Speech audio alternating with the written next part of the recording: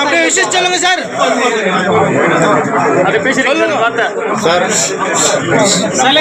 ಶ್ರೀನಿವಾಸ್ ಅವರು KDA chairman ಆಗಿದ್ದು ನನಗೆ ಭಾಳ ಸಂತೋಷ. ಅವರು KDA ಚೇರ್ಮನ್ ಆಗಬೇಕಂತ ನಾನೇ ಫಸ್ಟಲ್ಲಿ ಬಾಯಿ ತೆಗೆದಿರೋದು. ದೇವರ ಆಶೀರ್ವಾದದಿಂದ ಅವರು ಪಕ್ಷಕ್ಕೆ ದುಡಿದಿದ್ದಕ್ಕೆ ಅವ್ರಿಗೆ ಇದ್ರ ಕೊಡಲೇಬೇಕು.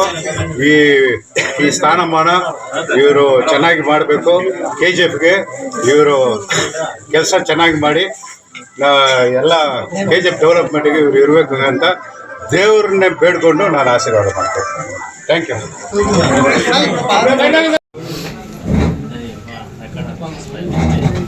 ಡೆವಲಪ್ಮೆಂಟ್ ಅಥಾರಿಟಿ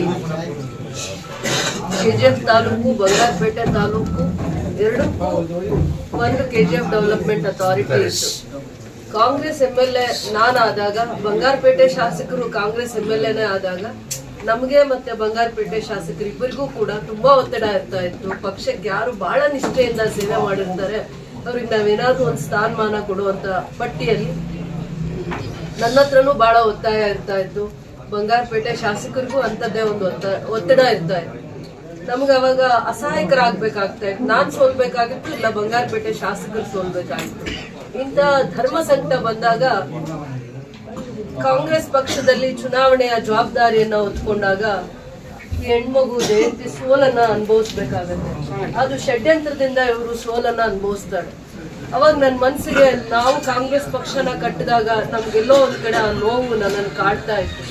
ಯಾವ್ದಾದ್ರು ಅದಕ್ಕಿಂತ ಜವಾಬ್ದಾರಿ ಸ್ಥಾನದಲ್ಲಿ ಅವ್ರನ್ನ ನೋಡ್ಬೇಕು ಅಂತ ನನ್ನ ಮನಸ್ಸು. ಅವತ್ತಿಂದ ನಾನು ಪ್ರಯತ್ನ ಮಾಡ್ತಾ ಇರ್ತೀನಿ. ಅವಕಾಶ ಕೊಟ್ಟಾಗ ಮತ್ತೆ ನಾವು ಪಕ್ಷದಲ್ಲಿ ಒಂದೇ ಪಕ್ಷದಲ್ಲಿ ನಮ್ಗೆ ಕಷ್ಟ ಆಗುತ್ತೆ. ಬೇರೆ ಇನ್ಯಾರೋ ಒತ್ತಡದ ಮೇಲೆ ಆ ಸ್ಥಾನನ ತಗೊಂತಾರೆ. ಅದಾದ್ಮೇಲೆ ನಾವಿಬ್ರು ಗೌರವವಾಗಿ KGFಗೆ ಸಪರೇಟ್ ಡೆವಲಪ್ಮೆಂಟ್ ಅಥಾರಿಟಿ, ಬಂಗಾರಪೇಟೆಗೆ ಸಪರೇಟ್ ಡೆವಲಪ್ಮೆಂಟ್ ಅಥಾರಿಟಿನ ತರುವಂತದ್ರಲ್ಲಿ ಯಶಸ್ವಿ ಆಗ್ತೀವಿ ನಮ್ಮ ಸರ್ಕಾರದಲ್ಲಿ. ಇದು ಚರಿತ್ರೆ. ಕಾಂಗ್ರೆಸ್ನ ಶಿಸ್ತಿನ ಸಿಪಾಯಿಯಾಗಿ ಯಾರು ಸೇವೆ ಮಾಡ್ತಾರೆ ಅವ್ರಿಗೆ ಯಾವುದೇ ಒಂದು ಸ್ಥಾನಮಾನ ಕೊಡ್ಬೇಕು ಅಂತಂದ್ರೆ ಪಕ್ಷ ಯಾವ ಮಟ್ಟಕ್ಕಾದ್ರೂ ನಿಂತ್ಕೊಳ್ಳುತ್ತೆ ಅನ್ನೋದಕ್ಕೆ ಇದು ಒಂದು ಚರಿತ್ರೆ. ಅದನ್ನ ನಾವು ಅರ್ಥ ಮಾಡ್ಕೋಬೇಕಾಗತ್ತೆ.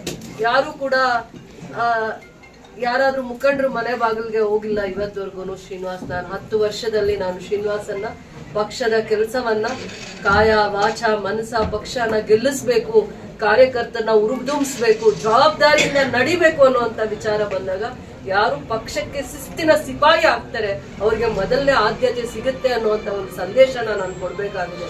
ನಾವ್ ಎಷ್ಟೇ ಇನ್ಫ್ಲೂಯೆನ್ಸ್ ಆದ್ರೂ ಅಧಿಕಾರ ದೇವ್ರು ಸ್ವಲ್ಪ ದಿನ ಮಾತ್ರ ಕೊಡ್ತಾರೆ. ಜನ ಆಶೀರ್ವಾದ ಇದ್ದಾಗ ಮಾತ್ರ ಅಧಿಕಾರ ಸಿಗುತ್ತೆ. ಜನಗಳ ಆಶೀರ್ವಾದಕ್ಕೆ ನಾವು ಸೇವೆ ಮಾಡ್ಬೇಕೇ ಹೊರತು ನಾವ್ ಆ ಅಧಿಕಾರನ ಜವಾಬ್ದಾರಿನ ಎಲ್ಲೂ ಕೂಡ ಮೈ ಮರೆತು ನಡೆಯಬಾರದು. ಅದು ನನಗೆ ಜನಗಳು ಕೊಟ್ಟಿರುವಂತ ಆಶೀರ್ವಾದ. ಅದನ್ನ ನಾನು ಮೈಗೂಡಿಸ್ಕೊಂಡಿದ್ದೀನಿ.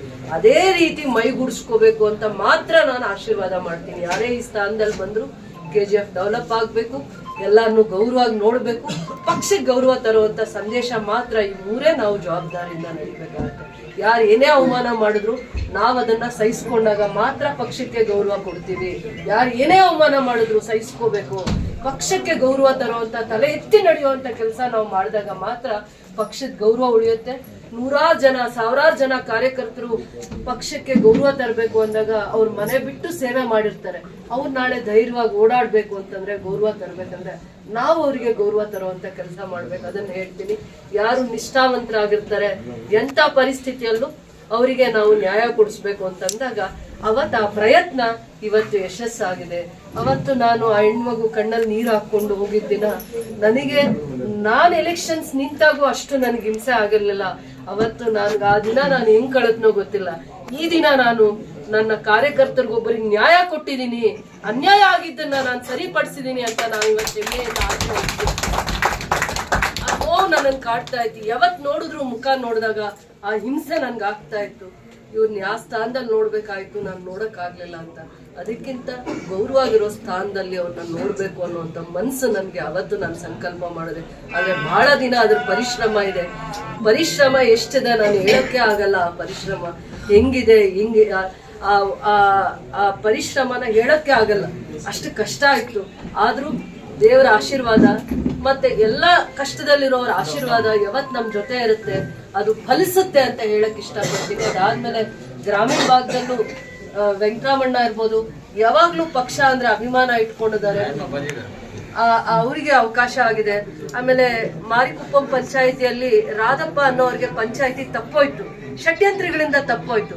ಅದಾದ್ಮೇಲೆ ಆ ಹೆಣ್ಮಗು ತನ್ನ ಗಂಡನ್ಗ ಅವಕಾಶ ಸಿಕ್ಲಿಲ್ಲ ಅಂತ ಕಣ್ಣೀರ್ ಹಾಕಿದ್ಲು. ಮತ್ ನಾನು ಆ ಹೆಣ್ಮಗುಗೆ ಇವತ್ತು ಈ ಜವಾಬ್ದಾರಿ ಏನು KGF ಡೆವಲಪ್ಮೆಂಟ್ ಅಥಾರಿಟಿ ಅಂದ್ರೆ ಏನಂದ್ರೆ, KGF ಡೆವಲಪ್ಮೆಂಟ್ ಅಥಾರಿಟಿ ಅಂದ್ರೆ ಸರ್ಕಾರದಲ್ಲಿ ಜಾಗ ತಗೊಂಡ್ಬೋದು, ಜಾಗನ ಡೆವಲಪ್ ಮಾಡಿ ಬಹಳ ಜನಕ್ಕೆ ಯಾರ್ಯಾರಿಗೆ ಸ್ವಂತ ಸೈಟ್ ಇಲ್ಲ ಆ ನಿವೇಶನ ಹಂಚಿಕೆ ಮಾಡ್ಬೋದು. ಮತ್ತೆ ಪ್ಲಾನಿಂಗ್ ಪವರ್ ಇವ್ರಿಗೆ ಬರುತ್ತೆ. ಯಾರೇ ಒಬ್ರು ಕಟ್ಟಡ ಕಟ್ಬೇಕಂದ್ರೆ ಏನ್ರಿ ನಿಮ್ದು ಏನ್ ಡ್ಯೂಟೀಸ್, ಟೆಕ್ನಿಕಲ್ ಒಪಿನಿಯನ್, ಈ ಕಟ್ಟಡ ಹೇಗ್ ಕಟ್ಟಬೇಕು ಅಂತ ಟೆಕ್ನಿಕಲ್ ಒಪಿನಿಯನ್ಗೆ ಇಲ್ಲಿ ಆಫೀಸ್ಗೆ ಬರ್ಬೇಕಾಗುತ್ತೆ. ಅಂದ್ರೆ ಬಹಳ ಜವಾಬ್ದಾರಿ ಸ್ಥಾನ KGF ಡೆವಲಪ್ಮೆಂಟ್ ಅಥಾರಿಟಿಗಿದೆ. ಬಡವರಿಗೆ ಜಾಗ ಹಂಚಿಕೆ ಮಾಡ್ಬೋದು, ಅಂದ್ರೆ ಫ್ರೀಯಾಗಿ ಕೊಡಕ್ಕಾಗಲ್ಲ, ಸ್ವಲ್ಪ ದುಡ್ಡು ಇರುತ್ತೆ. ಅಂದ್ರೆ ಸರ್ಕಾರದ ಜಾಗ ಸಿಕ್ಕಿದ್ರೆ ಒಂದ್ ಬೆಲೆ ಇರುತ್ತೆ, ಅಥವಾ ರೈತರಿಂದ ಜಾಗ ತಗೊಂಡ್ರೆ ಕಾಸ್ಟ್ ಶೇರಿಂಗ್ ಅಲ್ಲಿ ನಾಮಿನಲ್. ಗವರ್ಮೆಂಟ್ ಜಾಗ ತಗೊಂಡಾಗ ಏನೆಲ್ಲ ಸರ್ಟಿಫಿಕೇಟ್ ಸಿಗುತ್ತೆ, ಹಕ್ಕುಪತ್ರ ಸಿಗುತ್ತೆ, ಇಲ್ಲೂ ಆ ತರದ್ದಿರುತ್ತೆ. ಲೇಔಟ್ಸ್ ಡೆವಲಪ್ ಮಾಡುವಂಥದ್ದು. ಮತ್ತೆ ಪ್ಲಾನಿಂಗ್ ಅಥಾರಿಟಿ ಅಂತಂದ್ರೆ ಇವರೇ ಪ್ಲಾನ್ ಕೊಟ್ರೇನೆ ನಗರಸಭೆಯವರು ನಾಳೆ ಅವರಿಗೆ ಕಟ್ಟಡ ಕಟ್ಕೊಡೋದಿಕ್ಕೆ ಪರ್ಮಿಷನ್ ಕೊಡೋದಿಕ್ಕೆ. ಇಷ್ಟು ಪವರ್ಫುಲ್ ಅಥಾರಿಟಿ, ಇದನ್ನ ಸರಿಯಾದ ರೀತಿ ನಿಭಾಯಿಸುವಂತ ಒಂದು ಶಕ್ತಿ ಸಾಮರ್ಥ್ಯ ದೇವರು ನಿನ್ಗೆ ಕೊಡ್ಬೇಕು ಅಂತ ನನ್ನ ಆಶೀರ್ವಾದ.